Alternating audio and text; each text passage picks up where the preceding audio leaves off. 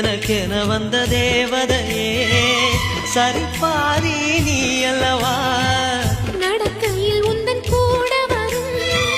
நிழல் போலே நான் அல்லவா கண்ணன் கொண்ட ராதையர ராமன் கொண்ட சீதையர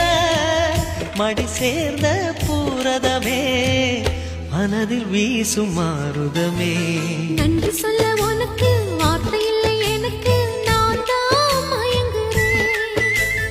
என்னுடைய மனச தந்துவிட்ட பிறகும் ஏம்மா கலங்குற